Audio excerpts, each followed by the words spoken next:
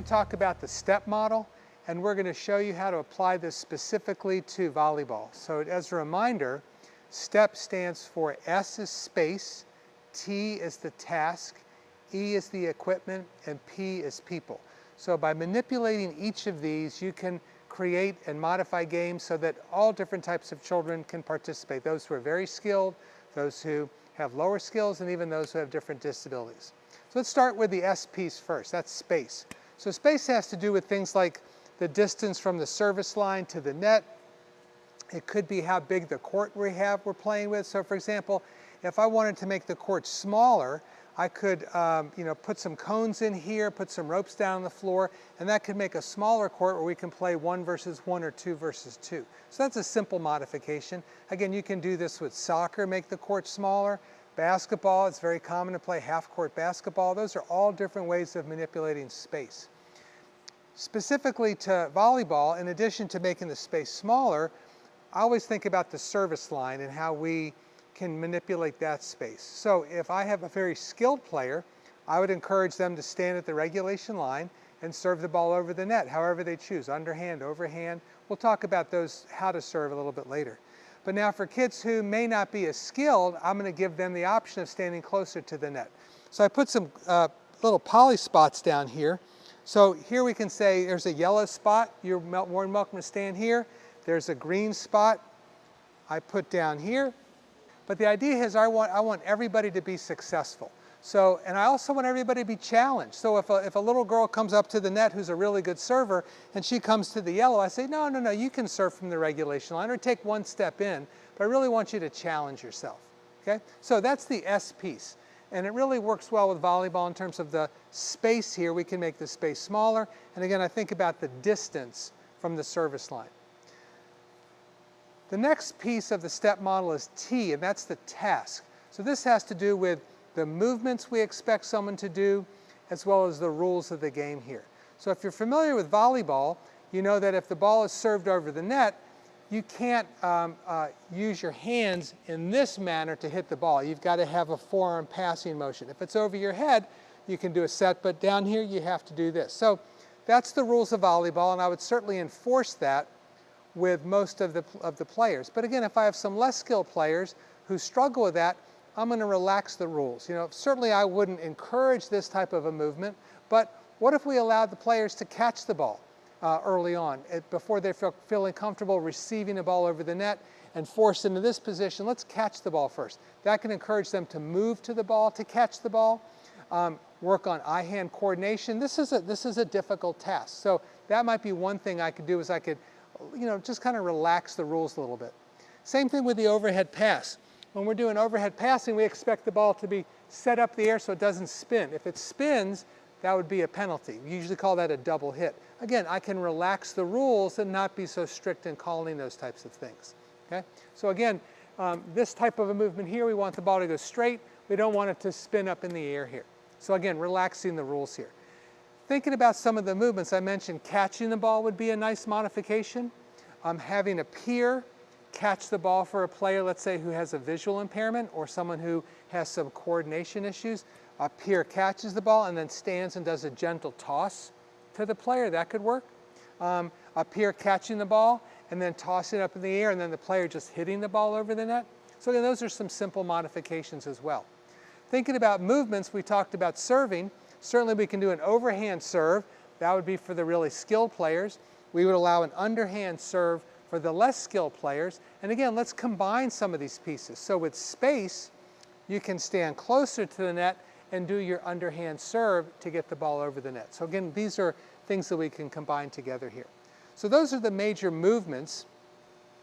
I'm also thinking about movements in terms of covering the court, and that's always a challenge for boys and girls to move and really, a ball's way over there. How do I get to that ball over there? So again, we can change some of those movements where perhaps a smaller space wouldn't force a player to move and cover so much of the court.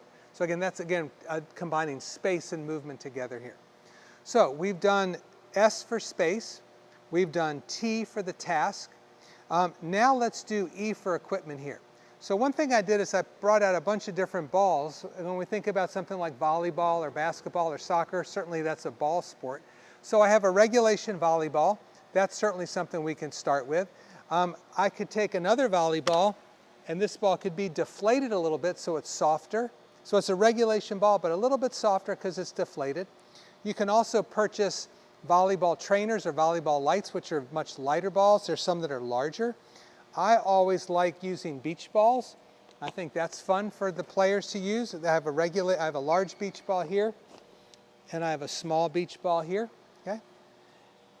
And I have a ball that has bells in it. So a player with a visual impairment might be able to enjoy using a ball with bells. Now volleyball might be a little bit harder with bells, but certainly a soccer ball with bells would be great. A basketball that makes sounds, that would be great. I mentioned the deflated ball. This is a smaller deflated ball. This would be certainly easier to serve for a player. So this might be a good one to use. And then some children with autism really like textures and they like colors. So this ball obviously is very bright, lots of different colors. If I know a child has a particular preference for a ball, purple ball, orange ball, yellow ball, I might try to find that in my gym closet.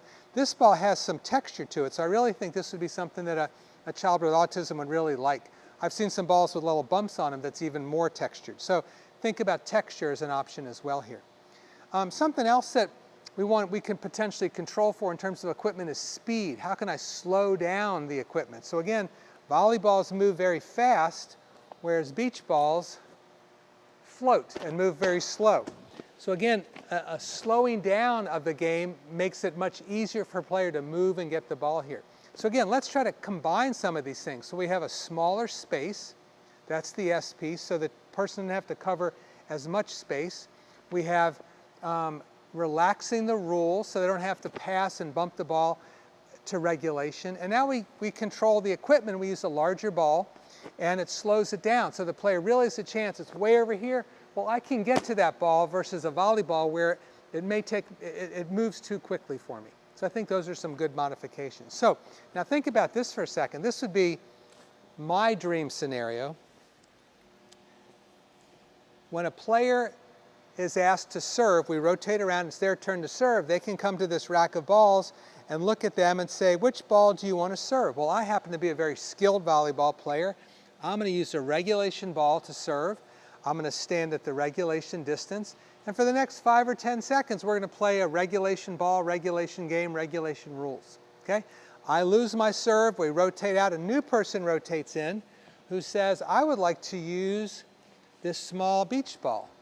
And I'm going to stand much closer to the net to do my serve. And for the next 5 or 10 seconds when we play our little game of volleyball, we're using this ball. So again, and then the next person who comes might say, you know what, I like this really squishy ball. I think this would be fun for us to play with for a couple minutes. So when it's my turn to serve, I'm going to stand on the yellow spot here. I'm going to serve it over the net, and for the next 5 or 10 seconds, we're going to play with this ball. So whoever comes and serves, they're the ones who pick the ball they're going to use to play with for the next few seconds here. And I think that'd be really fun for the kids. Each time it's a different ball, different player. It makes it kind of exciting. Now, if it was me and I had a large enough space, I might have 2 nets set up, a regulation net where the boys and girls who are really skilled would just go ahead and play regulation volleyball, regulation equipment, regulation rules. But then I'd have another net over here where we would do this different size balls, standing closer to the net, making the space smaller. I might even crank the net down and make it a lower net. That would make it again, easier for the children. I want them to be successful, so these are just some things I would do here. So let's review again where we are so far. We have S for space. We have T for task, rules, and how people move. We have E for equipment, so balls and bats and things like that. And the last piece is the P. The P has to do with people. So here we can manipulate things like how many people are going to be on a team. So for example, with basketball, we have 3 versus 3 basketball. Soccer, when you're training for soccer, oftentimes you play 2 versus 2 and 4 versus 4. Volleyball, there are fun games where it's 2 and 2 and 3 versus 3. So again, these are things you as a PE teacher can manipulate to make it more fun, more meaningful, and allow everybody to be successful. So again, I have a smaller space. I decided to have 3 players on the team on each side of the net rather than 6 versus 6. We use a lighter ball, and now we have kids really playing and keeping the ball up in the air and having some fun. All right, so I think manipulating the numbers is really good.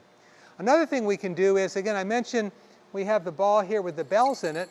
What if we had a child with a visual impairment? I might want to bring in a peer to help that child here. So now we have 3 against 3, 3 on this side, 3 on this side, but this team actually has 4 because there's a peer helping the child with a visual impairment. And that peer is told to catch the ball, shake the bell so the child knows it's coming, then toss it, and then that player can bump the ball over the net. Okay? So P is a really good piece here. Again, how big of a team do you want to have? How many people on each side? Again, 5-on-5 basketball, 6-on-6 volleyball, 11-on-11 soccer are great, but what happens is you often get one player dominating and a lot of players standing around and watching. When you manipulate that P, that people, and you have smaller numbers, 2 against 2, those 2 players get lots of touches. 3 versus 3, lots and lots of touches. So that's what we want to have here. So again, just a quick summary here. Step model is just the easiest way to think about modifying to accommodate that range of abilities in your PE class, from the very skilled at one level to the less skilled, to those in the middles, and even those with disabilities. So again, just remember, S is for space, T is for task, E is for equipment, and P is for people.